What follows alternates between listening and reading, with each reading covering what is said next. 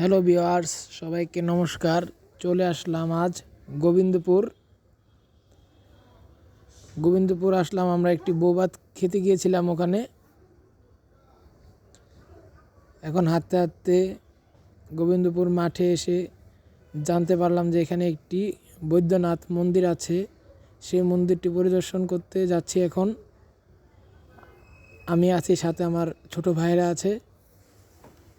তো ভিউয়ার্স, আমি আগে যাচ্ছি সেই মন্দিরটি খুঁজে। দেখি এলাকার কাউকে যদি পাই জিজ্ঞেস করব মন্দিরটি কোথায়। তো প্রথম ছোট ভাইরা একটু লজ্জা পাচ্ছিল। আমার ভাই নয়ন সানগ্লাস পরে গেট আপ নিচ্ছে। মন্দিরে খোঁজ না পেয়ে তারপর বললাম যে গোবিন্দপুর উচ্চ বিদ্যালয় থেকে একটু ঘুরে আসি। তো ভিউয়ার্স, যাচ্ছি এখন গোবিন্দপুর উচ্চ বিদ্যালয়। সামনে গিয়ে দেখি স্কুলটি তালা মারা। অবশ্য আজকে 16 ডিসেম্বর, স্কুলটি বন্ধ হয়ে থাকবে।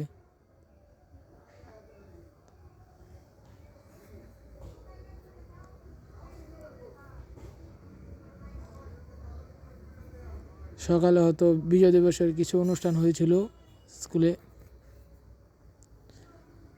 তো ভিউয়ার্স, সামনে একটি কাকিমাকে দেখতে পাচ্ছি। ওনাকে জিজ্ঞেস করব যে মন্দিরটি কোথায়। তো আমি জিজ্ঞেস করলাম ওনাকে, উনি সামনে আসছে, ওনাকে জিজ্ঞেস করলাম যে মন্দিরটি কোথায়। উনি বললো যে এই দিক দিয়ে। তো ভিউয়ার্স, অবশেষে আমরা মন্দিরটি পেয়ে গেছি। আসুন আমার সাথে। দেখুন ভিউয়ার্স, আমরা এখন মন্দিরটি থেকে বেরিয়ে যাচ্ছি, পুনরায় মাঠে চলে যাচ্ছি। এখন একটি বট গাছের নিচে যাব। দূর থেকে বট গাছটি লক্ষ্য করেছি।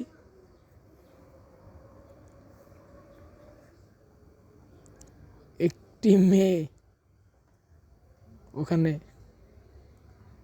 তো ভিউয়ার্স, অবশেষে আমি বট গাছটির সামনে এসে গেলাম।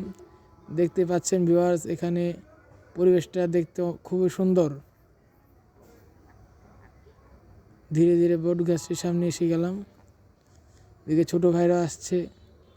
অর্পণ লজ্জার কারণে মাথাটা ঢেকে রেখেছে, অর্পণ পাল। তো ভিউয়ার্স, বট গাছের সামনে লোকটা খুবই সুন্দর। তো আমরা এখন আমাদের গন্তব্য বাস যেখানে রেখেছে সেখানে চলে যাব। গোবিন্দপুরের মাঠটি খুবই বড়। তো আমি এখন বাসের সামনে চলে যাচ্ছি।